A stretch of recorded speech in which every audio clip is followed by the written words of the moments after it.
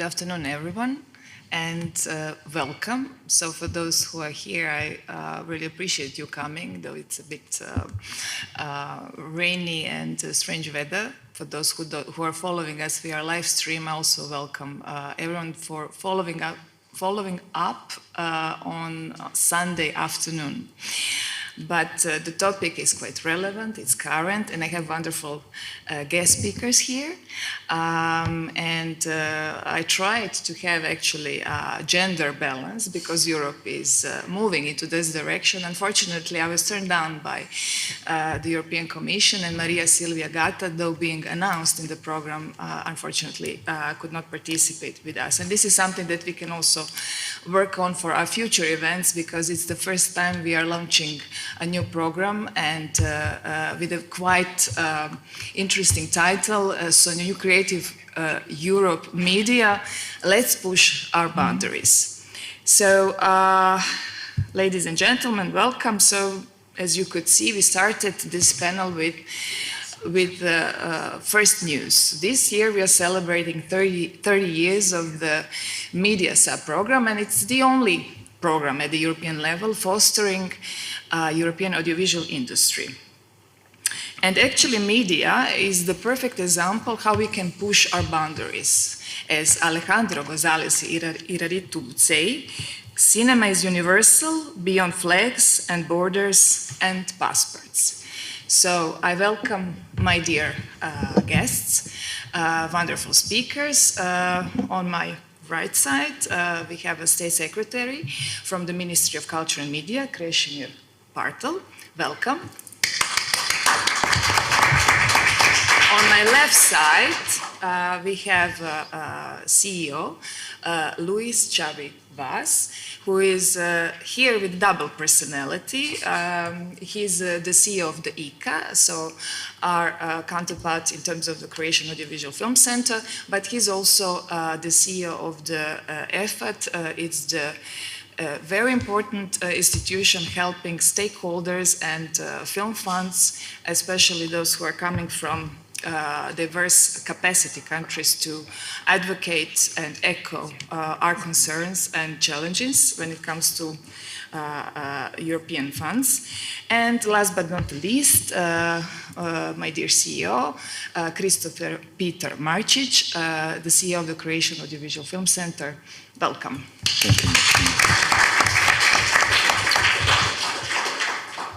So, now I ask my wonderful technical team to continue with a small presentation. Those who know me, they are aware that I need some data. And I devoted a lot of my time to analyze every single project in the media sub-program for the period 2014-2020. And this is what I came up with. So maybe we move to the next slide, please. This is a wonderful visual for today. So we will stop here. So media needed to be introduced because European film in the past was fighting for its deserved attention and the circulation, and basically this was the moment when Europe was unified and it introduced the media program in 1991. And when it comes to Croatia, we entered before actually becoming the full European Union's member on the 17th of March 2008, and we continued to be quite involved in the next period, 2014-2020. Next, please.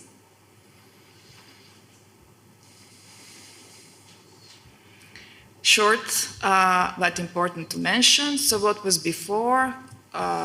We had the budget 1.46 billion of euros, and 56% was devoted to media, because media, unlike culture and cross-sectorial sub-program, has at the time had 14 calls. And yes, we had introduction of new calls, and game developers also entered the game. Next, please. And this is what I was analyzing. So in the previous period, we had 39 countries, and it was quite competitive because it's not only the countries of the European Union participating in the media, but also all those having a special agreements and being either full members or the partial. And 11,522 projects were supported with the 736 million of euros. Next, please. Now, coming to very interesting slide. Out of those 736 million of euros, big five, so France, UK, Germany, Spain and Italy, would take 57.6% of the total budget. Medium, having a total of 9 countries like Austria, Denmark, Finland, all those Scans and I say the Dutch-speaking countries, they would take 31%, and small, including Portugal and Croatia, with having 4 partial membership countries, Georgia, Moldova, Ukraine and Tunisia, 11.4%. So a total of 25, only 11.4% of the total budget, Big Five, 57.6%. Next, please.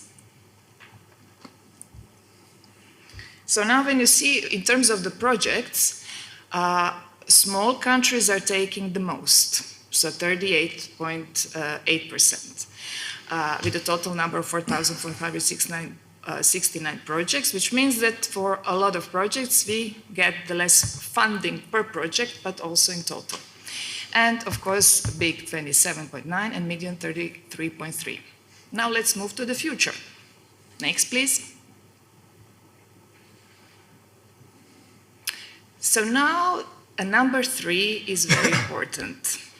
We have more money, 2.4 billion, so 58% would go to media, but we also have 17 calls. So we will have 39 countries in the end. Right now we have officially 35, but we are also waiting for those 4 participating partially to join in, and we all know that it's not easy to join media in terms of the prerequisites. And then we have the number 3. So we need to ensure that in the new program we will ensure gender balance, so that we are not only women or men on the panel, so that we have a mix. Then we will need to ensure the collaboration. So today we are not only collaborating with Portugal and Croatia, but we will try to go even beyond. And finally, it's the moment of greening, and purposely I'm put it in greening, so we are trying to take care of sustainable environment, and this is something that we're going to tackle in terms of the film shooting and similar, because, dear producers, you are going to be asked in your applications how you're going to do it now. And yes, we have 3 sub-programs, so we have culture, media is film, culture is all the rest, and then you have cross-sectorial, something going on there with Creative Innovation Lab, and voila, we have the introduction of journalism. So the Ministry of Culture and Media will also take care of the call for the journalists, because it's important that with all this situation we also have that we fight fake news, that we have educated journalists, and that we introduce also media literacy. Next, please. This is very in the nutshell. 3 clusters, so content will be focused on the development, and there will be 5 calls right now. The open ones are for the co-development, single, mini slate funding, and TV, including the online content. Then we have business, because media is also business-oriented, and distribution is the main focus, but also training initiatives like talents and skills, markets and networking, innovative tools. This is bridging, this is online promotion, my apologies. Media, wonderful media 360, at the moment we don't know what is going to be introduced, but we will find out next year, as well as with European film distribution and film sales. And the last but not the least is the audience, so festivals, cinemas. We have introduction of the new call regarding the VOD platforms, and voila, all of a sudden we have audience development introduced again, including the film education, and there will be only one call where Arte will take the money, and it's related to subtitling of the films, but it's going to be introduced next year. Next, thank you for being patient with me. The 3 highlights, I'm following the new program rules, and the 3 highlights will be addressed through our panel. So it's the level playing field, transparency of the results and overall when it comes to the news and the calls, and diversity of the European films, because this is something that we need to address throughout all calls. Next, please.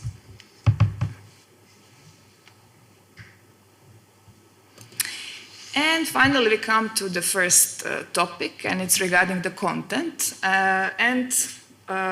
We were quite surprised that the European Commission divided small countries into 2 groups. So, because we were very good in the last period, so Portugal and Croatia, now we are called a bit successful, and we are, how shall I say, high capacity in terms of those 2 groupings of the low capacity.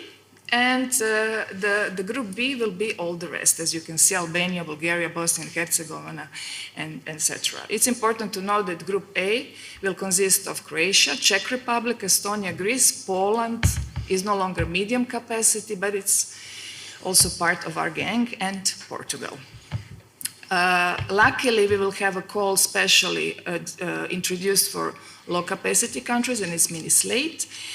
And when it comes to the collaboration, the co-development will force and foster, let's put it in a nice way, producers to collaborate not only with your neighbors, but, for example, like with Portugal.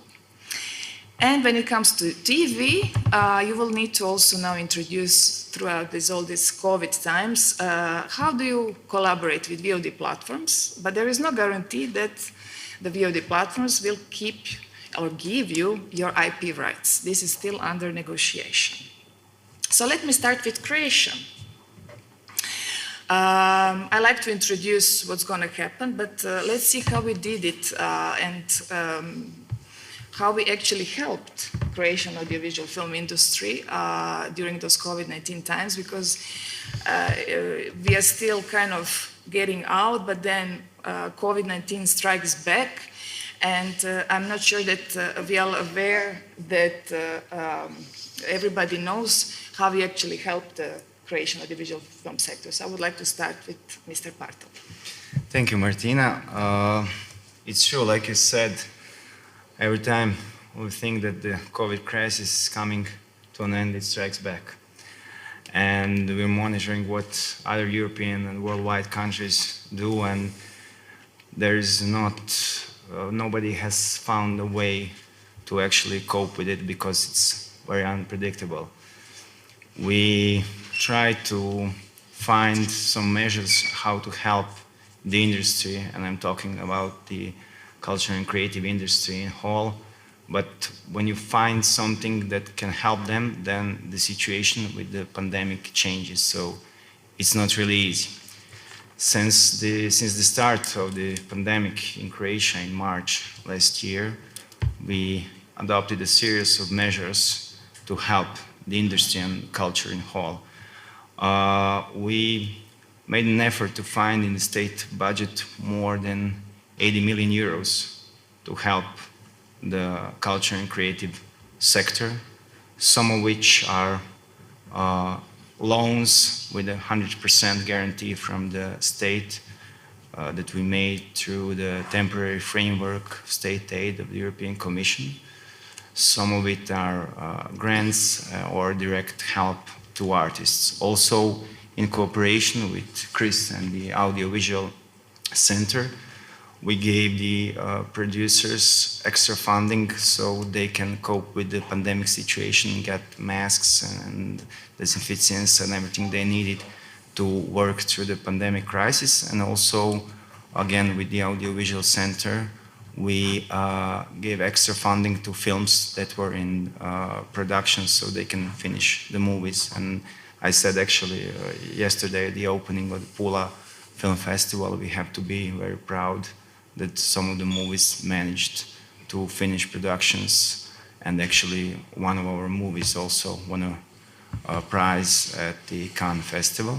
So it can be done, but it's really hard through regular times, and especially in these times of the pandemic crisis. Also, what is very important, through the Recovery and Resilience Fund, we made an extra effort and negotiated with the Commission to have a fund of 30 million euros of grants to the culture and creative sector. So we think this will help our sector to somehow push through the pandemic, and we also hope that this will end sometime.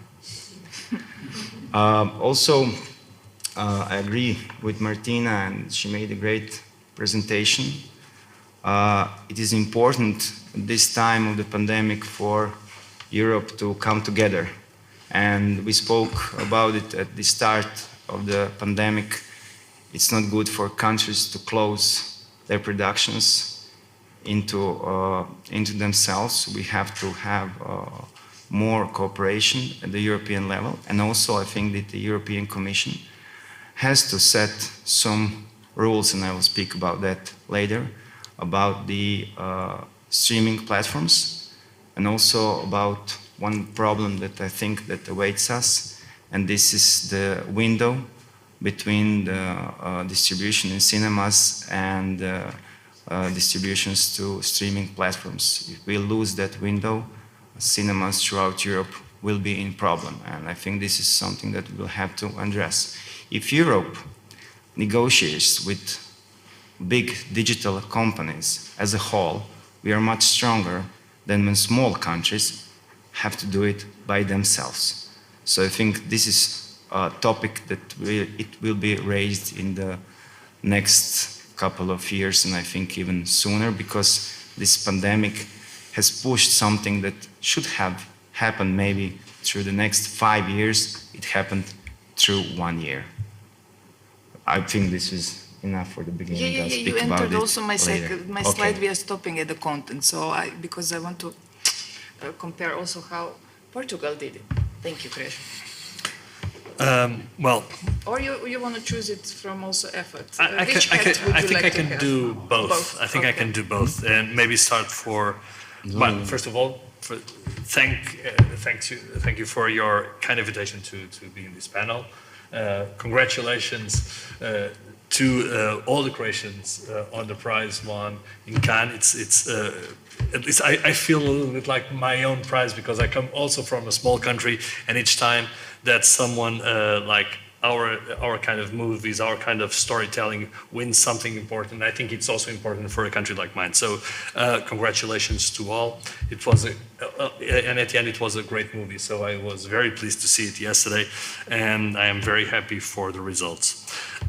Well, addressing directly your question, and I will start from what was the perspective from the effort. So it was obvious since the first days of the pandemic that this would cause a huge effect on the cultural sector, and especially on the audiovisual and cinema sector. As you know, productions were stopped, film theaters were closed, festivals were delayed or they were cancelled.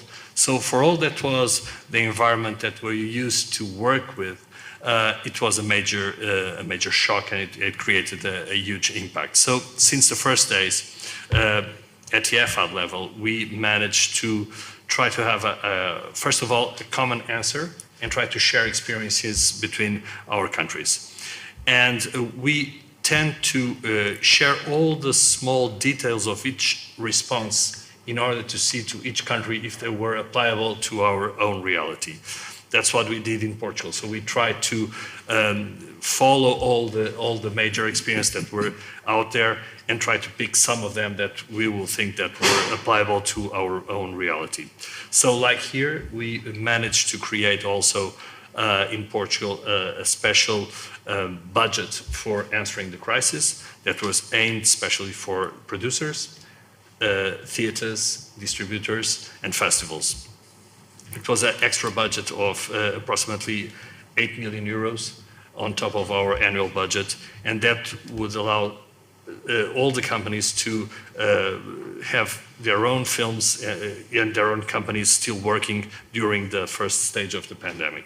Also on the ministry level, it was launched a special line for with a more social security approach, so just answering all the technicians and all the people that were out of the job suddenly, and that was created also with very huge impact and a very positive impact. So, and obviously, as Mr. Secretary of State was saying, this is not going to end here. This was just the first line of defense against this pandemic, and it was also a good opportunity just to realign our perspectives, our priorities, and I think it was at the end the result was actually. I came out of this very optimistic regarding the future.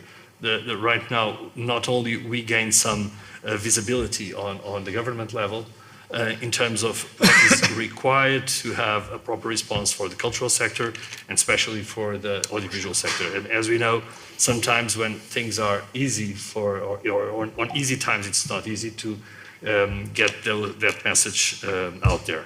So, well, in a nutshell, I would say that the responses from the Croatian government and ours were pretty much aligned, and they were also being monitorized by the EFAD, and the answer was basically the same in all the countries. So it was, I think we were all very quickly to respond, and that's why films like the one we saw yesterday was capable to still working, still finishing their editing job, and still releasing in time to be launched in Cannes. So we managed to do that. So we'll see what the future will reserve us, but I'm quite optimistic that we're still going to have very good content in the near future. Thank you. So, dear Chris, is there something that was missing from their perspectives and that you would like to add? Thank you, Martina. You can also choose which head. Or you have three Well, heads. I'm here as a reserve player. Okay. There were supposed to be 2 women from the commission who were supposed to be here, who are not. And at one point, Gilles Jean, who was the managing director of EFAD, was supposed to be here. So gender diversity we had as an objective. We failed, but I don't think we can take the full responsibility for that. The idea was there when we were discussing the need for this sort of a discussion. I think that, first of all, to complement what Luis said, the EFAD group has been an extremely important partner for all of us, but especially smaller countries, in terms of information sharing, but also in terms of advocacy. I think there's been a lot of work done in Brussels to make people more aware of some of the issues we'll be talking about later. Probably underappreciated because maybe we don't do enough PR on what we're doing, but it's very active and very important. Without EFAD, we would not have a real voice as Group A countries in European policy, as far as I'm concerned, as in terms of the functions we address. So that's very important.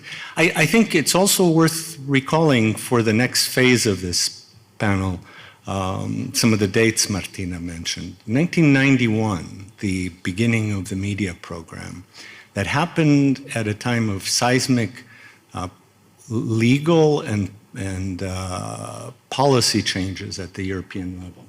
It was the time that the Television Without Frontiers directive was introduced, the first time Europe would have a real common policy that was meant to promote European production, European works through quotas, through obligations, and it worked. It worked very well.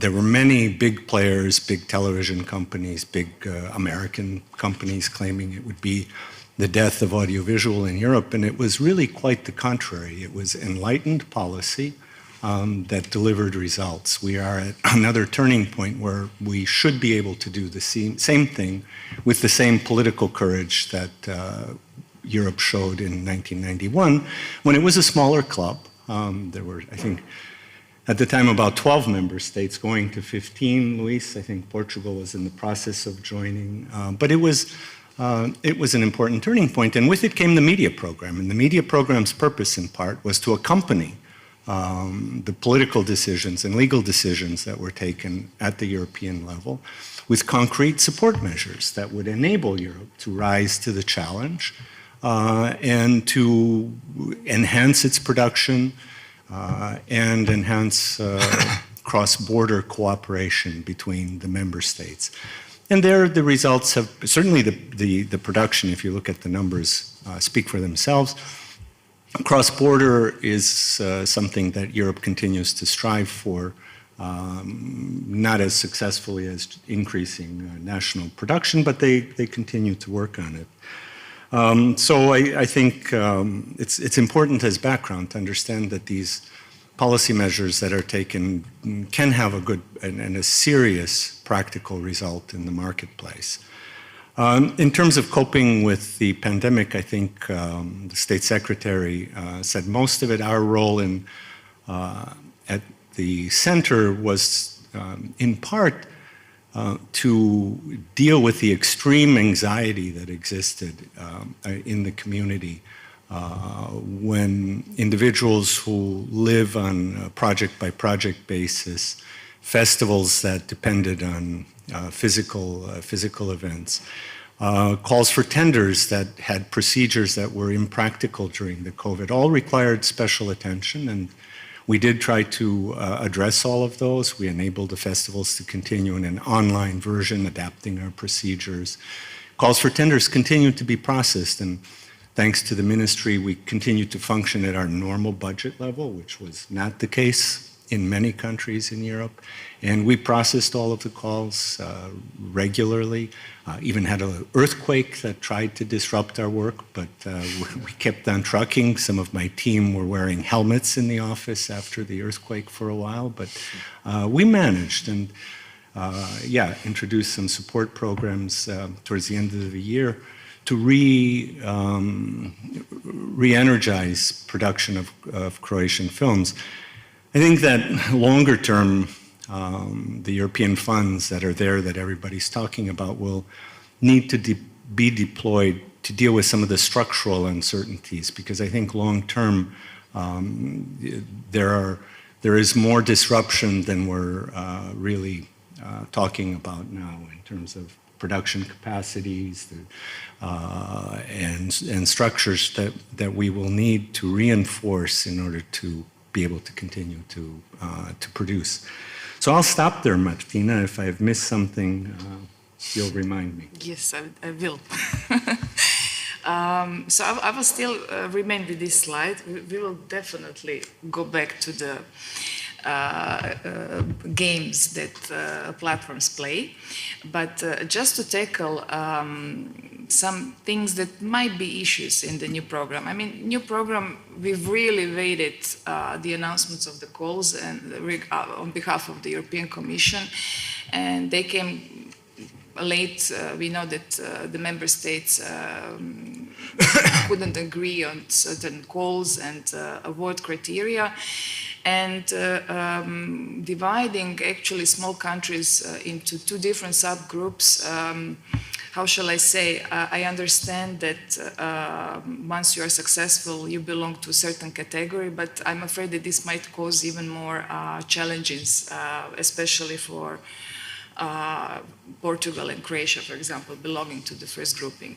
From those three clusters, content, I would say, is the biggest chunk of chunk of the cake goes to the business sector, because distribution is on the first place at the European level, because we need to help European films to circulate. Reality is a bit different, but for low audiovisual capacity countries, content is rather important. And this is something that I'm trying to advocate, not only as the media desk, but also when discussing with the representatives of the European Commission. We are not trying to compensate the financing missing, but we are trying to also, with the media funds, be as competitive as other countries belonging to the high and medium capacity category. And we definitely need media in the future. But when it comes to the content, not sure, Luis, if you were aware, but for example, smaller countries will have this request of proof of producing the audiovisual work and then distributing the same work outside your national country in at least 3 countries. It means that we are equalizing. And festivals don't count. Yes, and festivals don't count. So this is something that is a bit worrisome and that we were also trying to address via effort, because co-development was how shall I say, prerequisite for our films. And how do you stand in terms of efforts advocating this, and how we can actually count on you when we would need to maybe address this as a problem? Well, the question as you raise it is quite obvious for us. The efforts since always have been defending that all the European policies should address the necessity of assure a proper range of projects, a proper range of countries represented, and that we should protect the creativity and the cultural approach of each project. I'm not sure that the solution that was created is going to tackle this objective, and so we see it with lots of concerns, especially because, well, the question is that we are choosing as a criterion something that was done in the past by a producer, and that will obviously will benefit those producers coming from countries with a story of success. So this creates also a kind of a generation gap between producers from new that are getting right now to the market and those who are here for a long time, and also this obviously will create a proper ground for those who are already known, who come from stronger markets, who come from stronger cultural backgrounds. For countries like ours, that are their point of departure it's really far behind, and we don't have any real capacity to address them in terms of promotion or distribution, or even gaining the interest by sales agents or distributors to buy our catalog. This will become a huge challenge for us. So we see it with a major concern. I'm not sure this will reflect a common position by the effort, because, as you know, we are 39 film funds. Well. We don't share exactly the same point of views in all the range of subjects, and we have among ourselves countries like France or Germany that obviously have a different approach from ours. But we will definitely raise the question, because for us it's crucial that the European programs will definitely help the content that is hard to get out there to be easier to be funded. So, well, at least from the Portuguese Film Fund, obviously you can count with our firm disposition to fight back. And just to rely on what you said, like for example, the animation is quite expensive, but unfortunately festivals don't count, and it's going to be very difficult for animators to prove such a criteria. I'm not going to tackle and documentaries as well. And documentaries are also underestimated in terms of also the funding, and it's those two genres are a bit risky, and this is something that needs to be addressed also via different sub-organizations of documentary filmmakers and similar. But I'm not going to go into details, because this is something that is waiting for you on Tuesday. I'm just tackling challenges, possible challenges that you need to be aware now. Can I have my next slide, please? Because now we are coming to the juicy part. I kind of put two clusters in comparison because business, and I need to repeat because I did a mistake, it takes a huge part of the cake. And then we have also the audience cluster, and those are the little highlights that I would like to address now. And it's regarding training and skills, like for example, participants coming from Croatia or Portugal will not be allowed to apply for scholarships if they want to attend any trainings, because we are now in the better grouping because we were successful in the last period. And the Croatian Audiovisual Film Center offers scholarships, so yes, so no scholarships for Croatians nor Portuguese. Diversity and visibility of European films in the brackets distribution.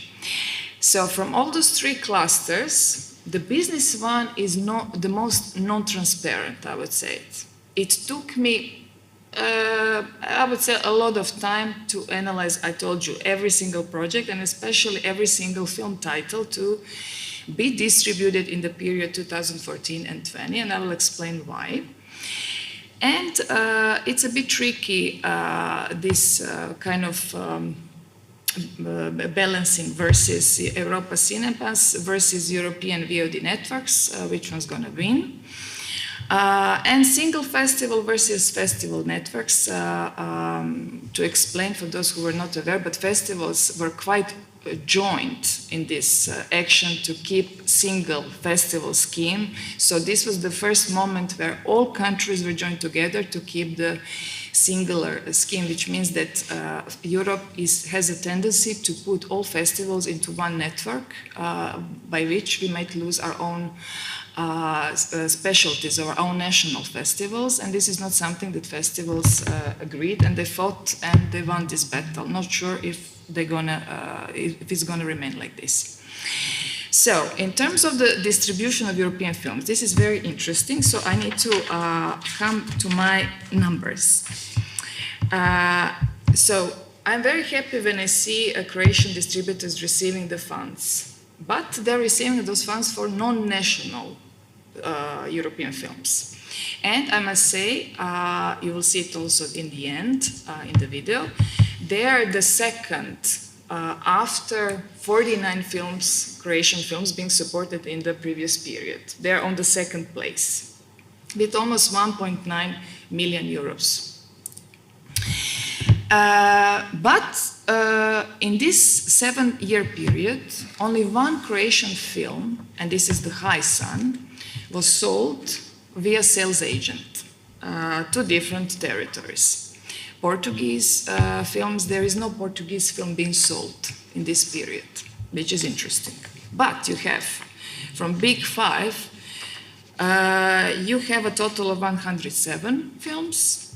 Medium, you have a total of 59, and from small countries, so a total of 21, 13 films being sold in this period, which means that there is no actually diversity and visibility of European films.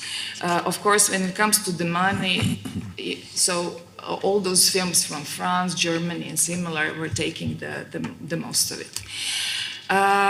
So now we are having the new program, and we also have the other issue. So when it comes to the distribution, we lost, as the State Secretary mentioned, the cinema window, and everything is moving towards the VOD platforms, which are not guaranteeing the IP rights to producers when they're applying. So who would like to start? Maybe I start with the State Secretary because he likes this particular window issue, because in the new program we need to protect also art house cinema, especially.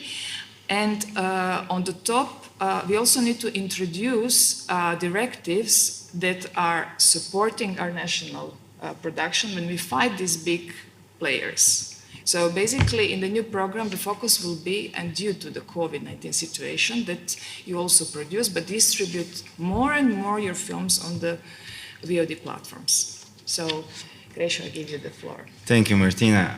Maybe just I will get back on the subject, but I forgot to say that the Croatia during this pandemic crisis, only at the start of March,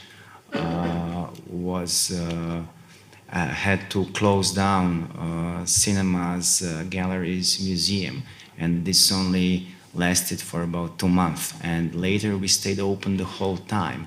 And we are one of the few countries that managed somehow to cope with the crisis and to have the culture open.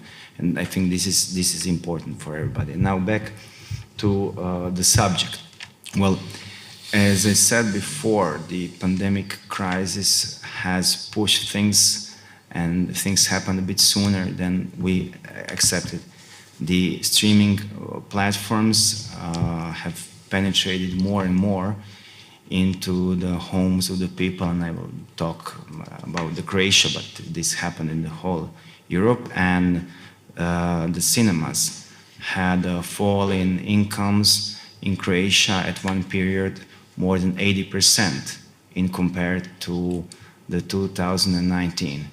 And this is something that they will have trouble to find a way to cope with it in the future, and they lost a great deal of income, and I hope that through the Recovery and Resilience Fund we will find a way somehow to help them to get back on their feet.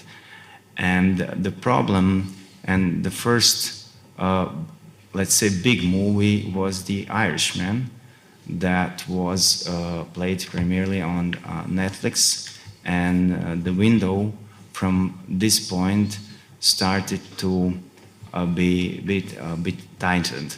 And later in the COVID crisis, what happened that the movies were going parallel on SVODs and in cinemas. And this is something that we're not happy about, because if cinemas loses big titles to SVODs, and I talked to the people in Croatia in the cinema industry, and when we compare this to premium VOD, this is maybe not so harsh like SVODs, because premium VOD costs. And SVODs, if you have a subscription to Netflix, it's like 10, I think 11 euros. And if you have a movie that's shown on the platforms, probably you won't go to the cinema. And this cannot be done by European countries individual, because as I said before, we are talking about really big companies, mostly coming from the United States. In the United States, the big companies find a way to agree with the cinema industry, and they lower their fees, so they somehow find an agreement. But I'm afraid what will happen in the European Union if we don't insist on this window, and maybe we can negotiate that this window can be less or more days. This is something that can be negotiable, but it has to exist if we want to keep the cinema industry alive. Because there are good sides from VODs, because the movies that are there are going worldwide, and this is good for the directors, producers, actors, for everybody to be seen out of the borders of their own countries. But also, I think that we have to be very careful in that part of the globalization. We now we have the law on electronic media that is going to be adopted in the fall in the parliament. I hope so. It's now in the procedure in the government. And Chris was actually calling me every day, Krešo, we need to do something about the streaming platforms, almost every day, actually, almost every day. And always thinking of you. And always thinking of me, and he was right. He was right. We have to keep in mind that the VOD platforms are penetrating more and more, and so in our law on electronic media, We have 2% for streaming platforms direct investment obligation to independent producer and 2% levy to the audiovisual center. And also maybe this is a good time to thank EFADS because they delivered to Chris information to the Ministry of Culture and Media about other countries and what they are planning to do, and this was very helpful.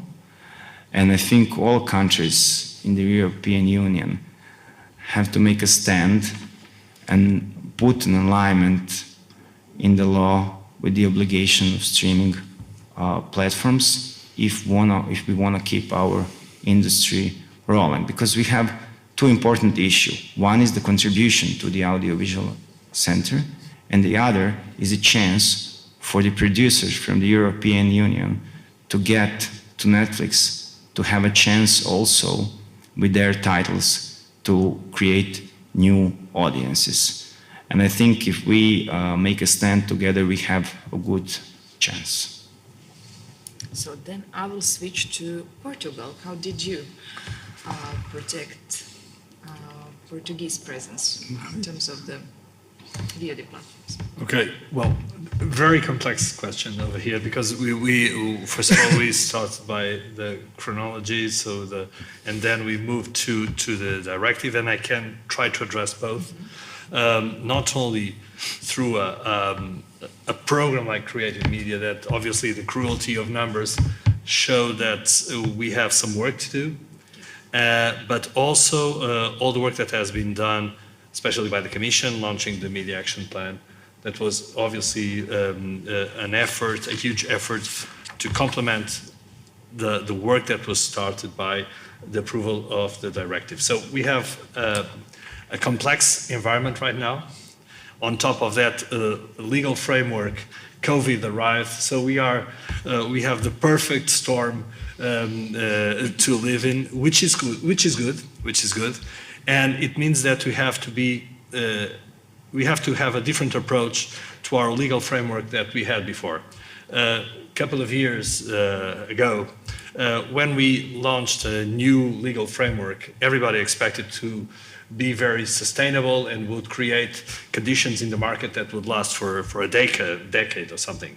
Right now, we are absolutely conscious that each time we approve something, probably 6 months ahead, it's going to be totally outdated. So this will require from everybody involved at the national level and the European level, a humble relationship with the law and a humble relationship with the results, and try to fine-tune every single time what is wrong with the laws at the European level or at the national level.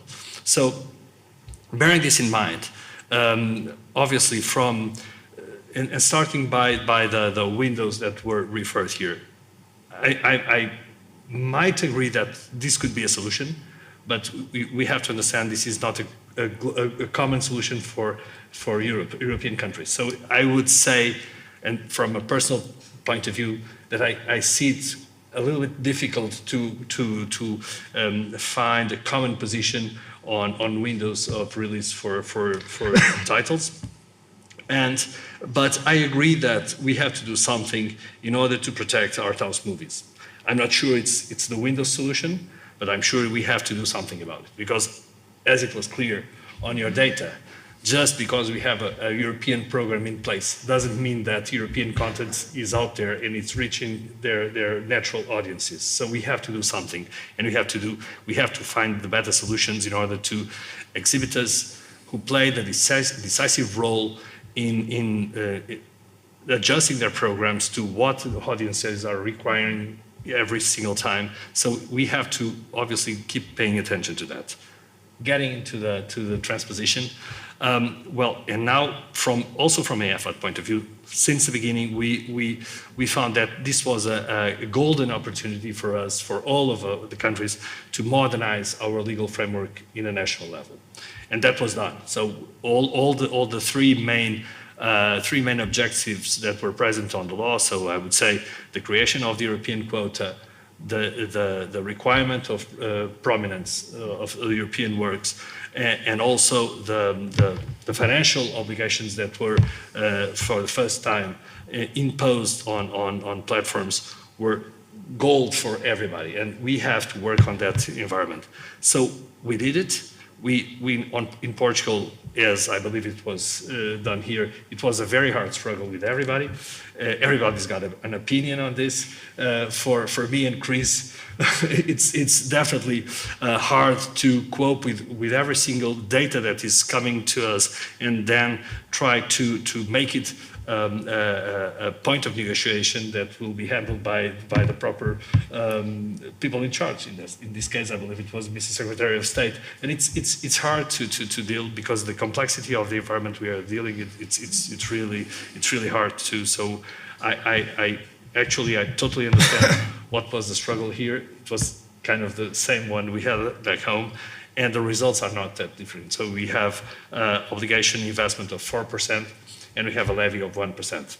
We can, well, as you know, in several different countries, we have several different solutions. 11 countries didn't transpose yet the directive, so we are still in the middle of the process. I'm sure we have not done everything absolutely right, but we have one good thing, I think, which is we have a mandatory obligation to review the law in 2 years now. So we are going to look at the effects of what that the law has produced, and we have the capacity of changing what is not working so well. So, but yeah, it's as I said in the beginning of this part, this is not a story that ended. This will require from us a permanent struggle with data, with solutions, with European solutions that are out there, and we have to keep trying to get it right every single time, because what we have is very fragile and it's not done.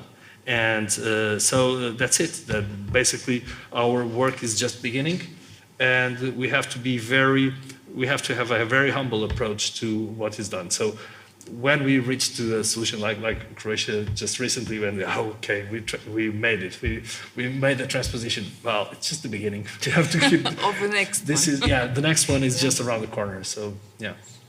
And on the top of it, I think that it's the time that when we really need to act as a team. So at the European level, at the national level, at the desk level, and at the stakeholder level, because we really need to now sit at the same table, and we really need to communicate quite often, because we fight for the same goal. Can I ask a question? Well, you mentioned that the window regarding the cinemas is maybe not the solution. And I was wondering, what is the solution? Because time is changing rapidly. There is not much time to think what solution we will find, because cinemas are functioning on the basis, I will go to see that movie because it will be impossible to see it for the next 45 or 60 days anywhere. If I have a chance to see it somewhere else, and especially that we don't know how long the COVID crisis will last. Will it go away in a year, 2 years, 3 years? So I think that time is not something we have if we want to protect cinemas in Europe. And also what I want to emphasize is that the incomes that come from physical distribution cannot be compensated on the online from online compensation. This is not possible, especially in smaller countries.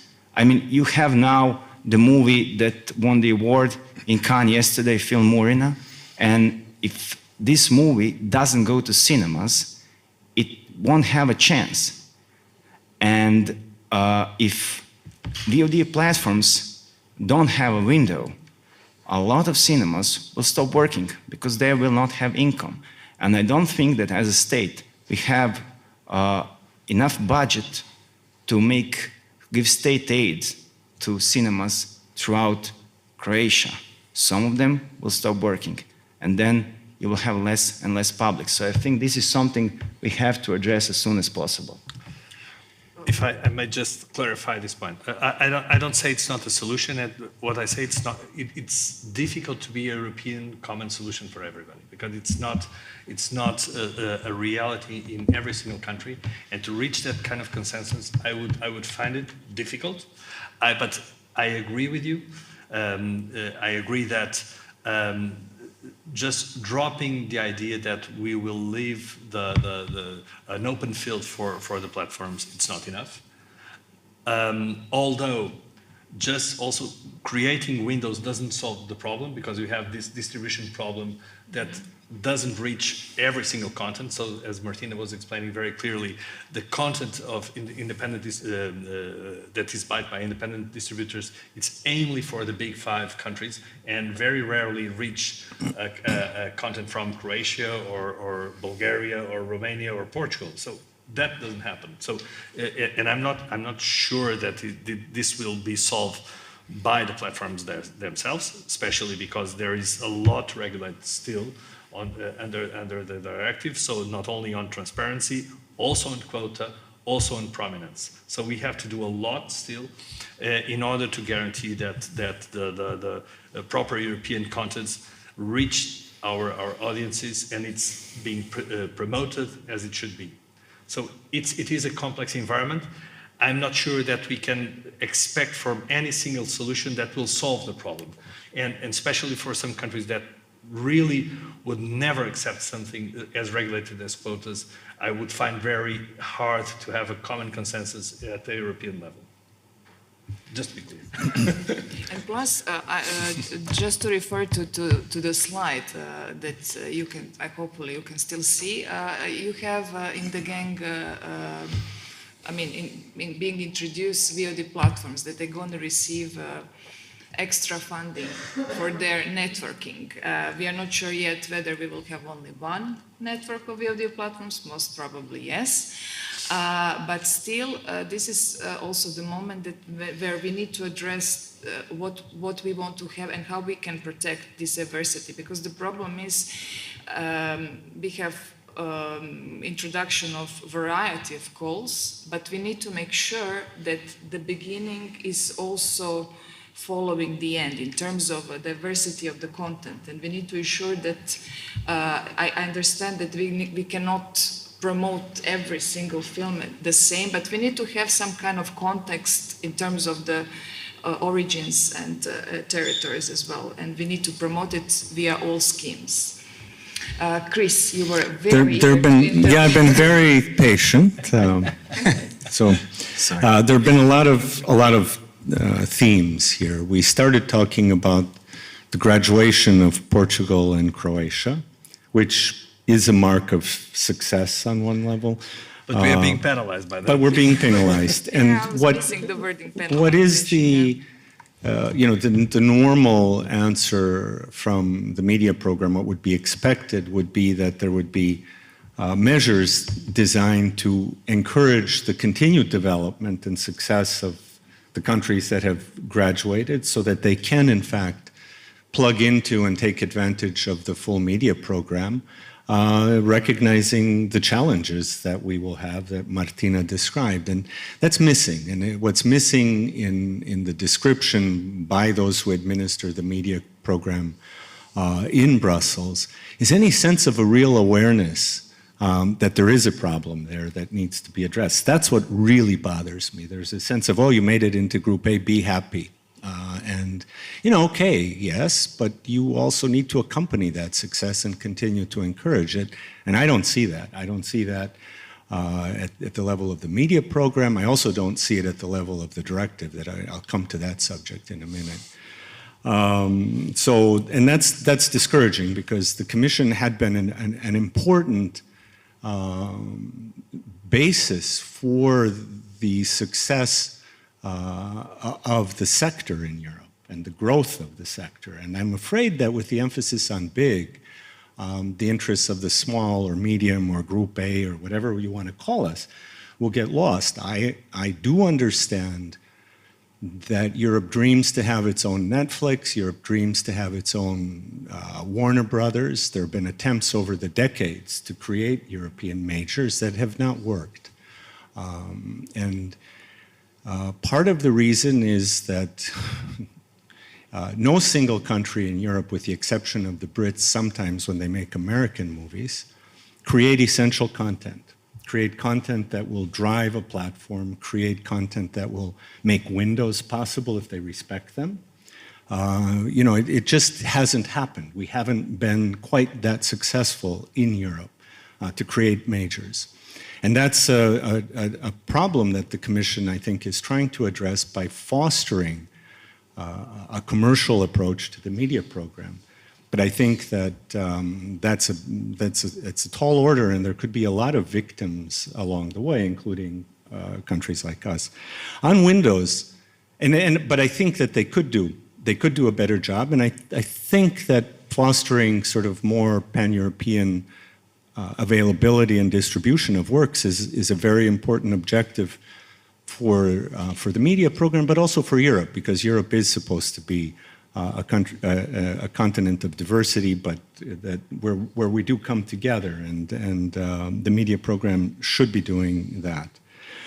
On Windows, Windows depend on essential content, like I was saying, and essential content is provided only from one source.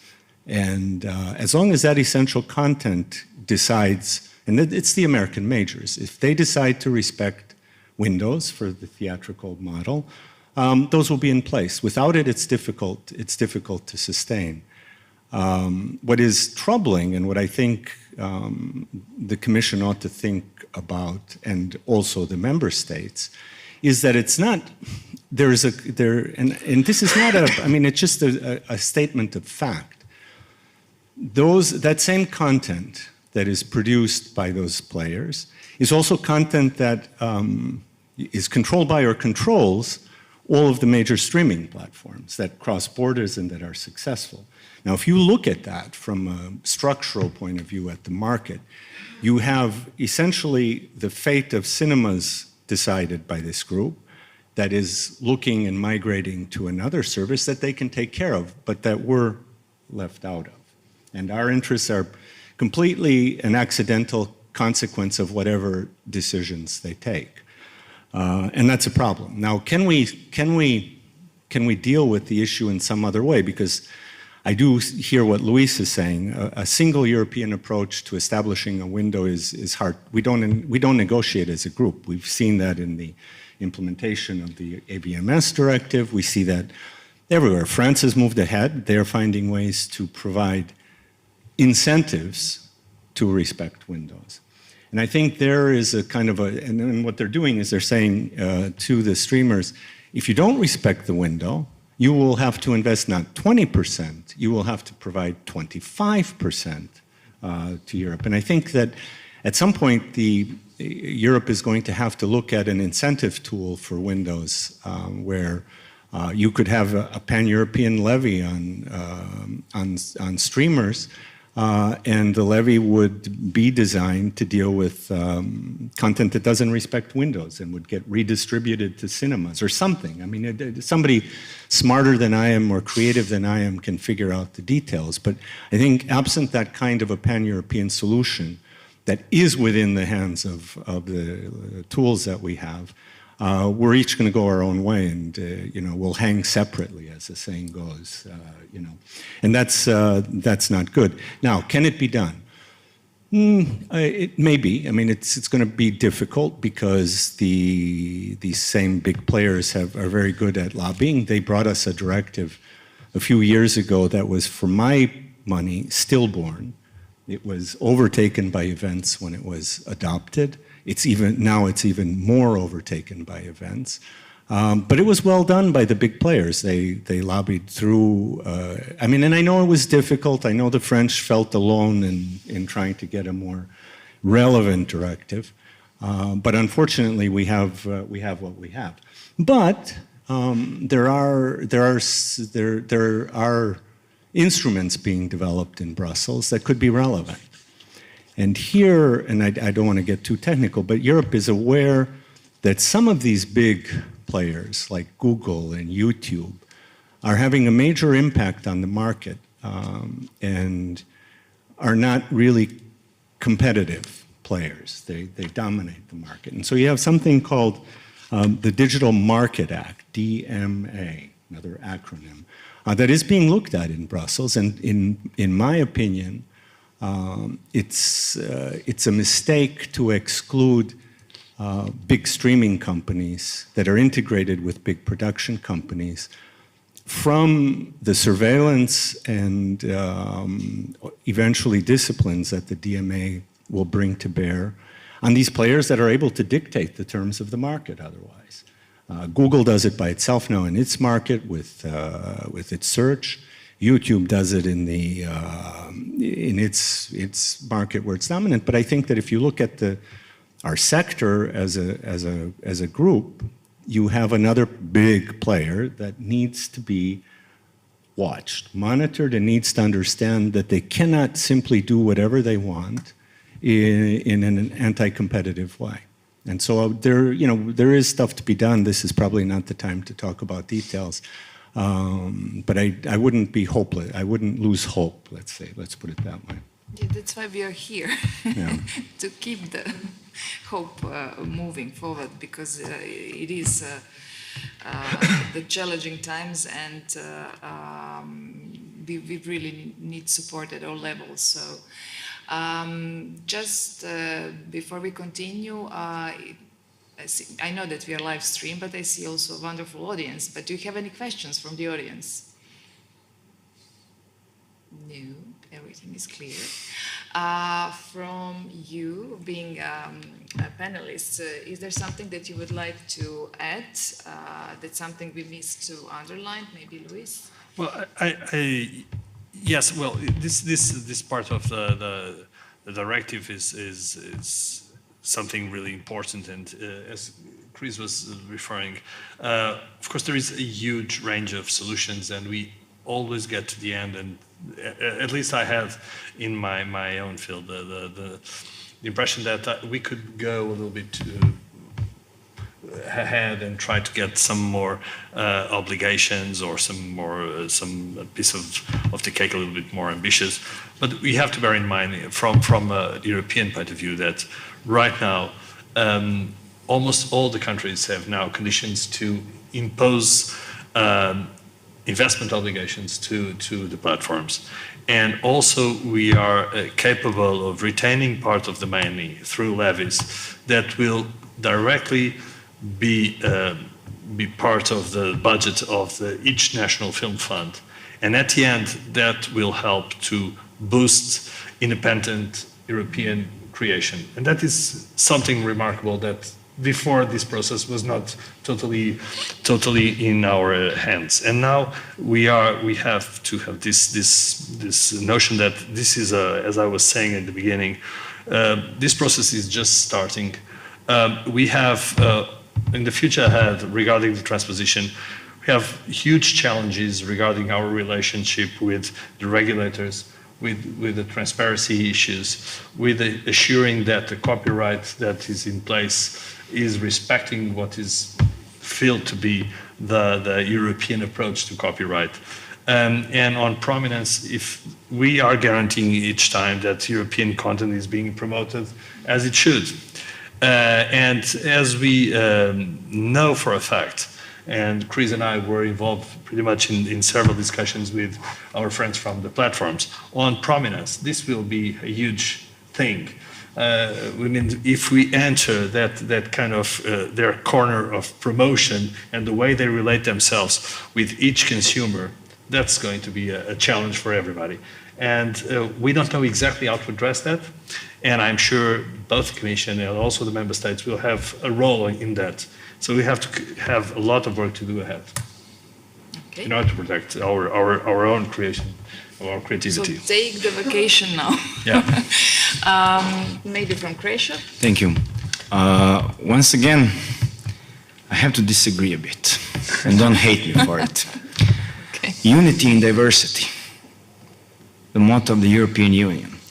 I think that the European Union has to take a stand on some points. When you put in alignment in the directive, the Audiovisual Media Directive, and you give the countries a choice to put in the obligation for streaming platforms, then this is a problem. Because what France can do to put in a 25% obligation to VOD platforms, Croatia cannot do it. And smaller countries also cannot do it, which we know now from the countries that implemented the directive, that only France has 25%. So when regard, and like Chris said, to the content being provided by the United States, by the big platforms, by the big companies, I think that we have to protect the European content in any way we can, being this a window for cinemas, being this levies direct investment obligation for streaming platforms.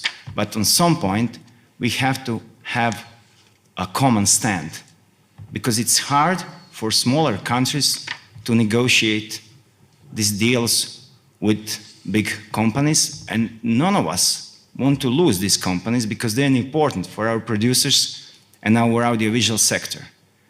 And it's not easy negotiating from this position. So on some points, I think that we have to have a common stand and a common goal. Yes? Yeah, I'm going to agree with the State Secretary. Me too. Maybe for a change, I don't know, but I'm agreeing with him. I do think that there are moments when we do need more of a common approach.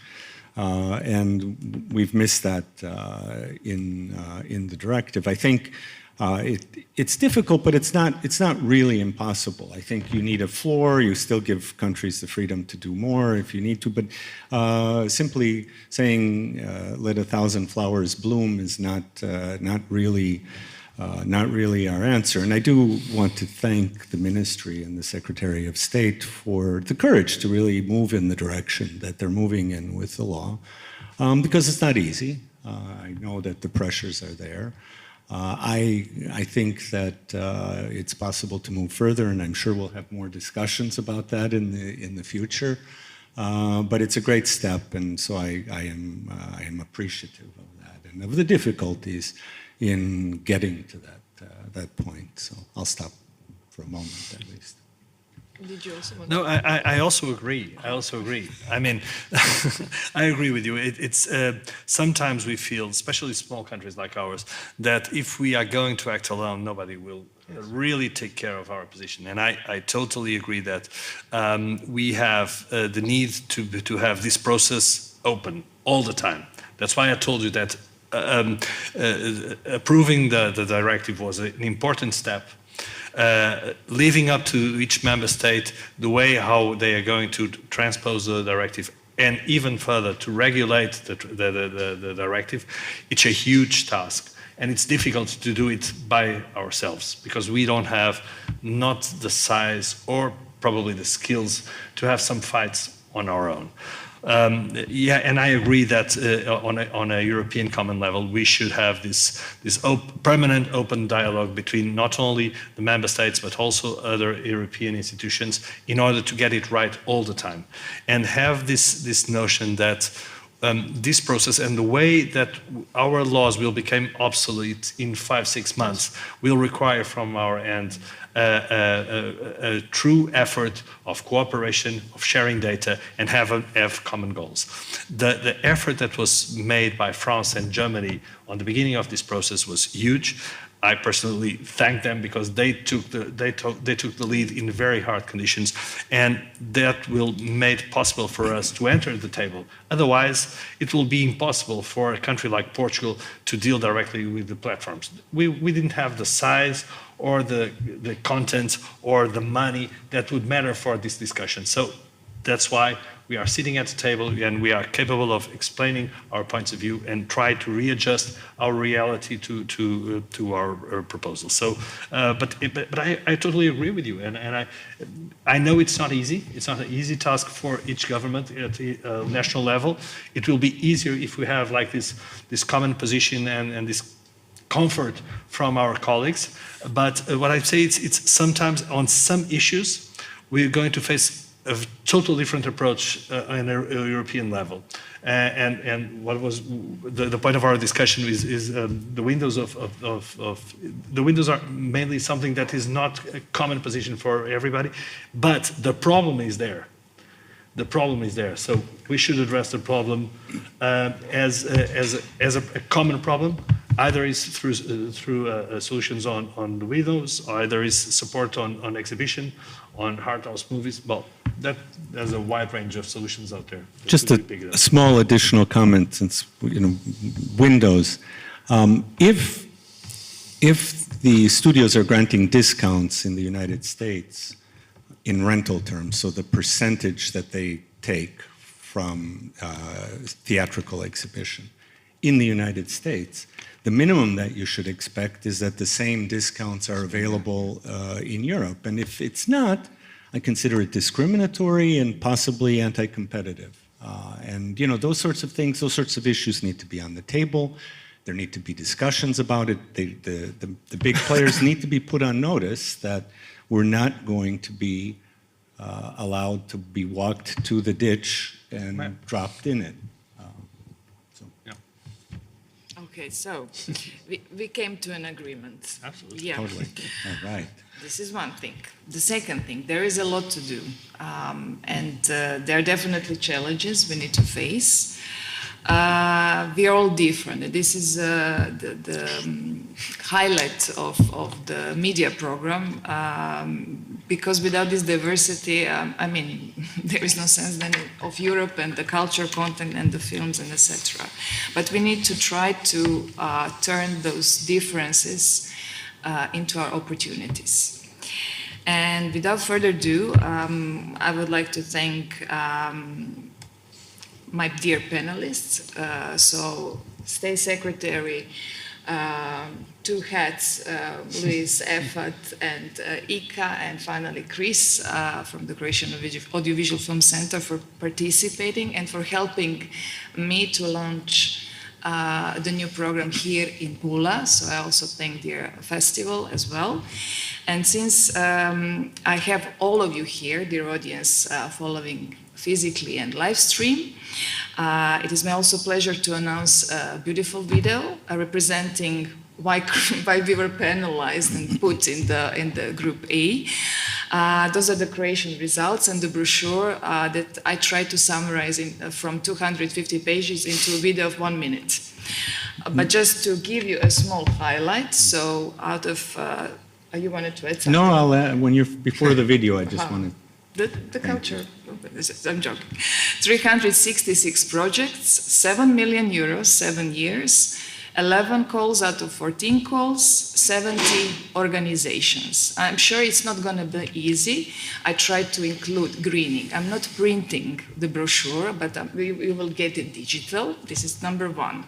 The second, I included gender equality in terms of highlighting how many women participating in the media program when it comes from, when coming from Croatia. And finally, I tried to be diverse and really try to include every single one who participated in the media program. But before we actually play the video, Chris wants to say something. Just really to say that one of the reasons why we decided to organize this roundtable is to highlight the success that you have had, Martina, with the media program here and the great job that you've done. It's really a kind of an important to express appreciation sometimes where one forgets, you take it for granted, but I think you've done a great job. And so, we thank you for being here and for making this event what it has been today. Thank you. I mean, it's a teamwork, so it goes both three ways. Can I say? Yeah. I support everything Chris said. Can you sign, please? Okay, it's recorded. So. Yes, so I also, I forgot the one thing to mention. It was a collaboration with Ireland, because this is something that it's going to be highlighted in the new program, so we need to go beyond our borders. So, dear audience, enjoy the video, and thank you very much for being with us today. Thank you.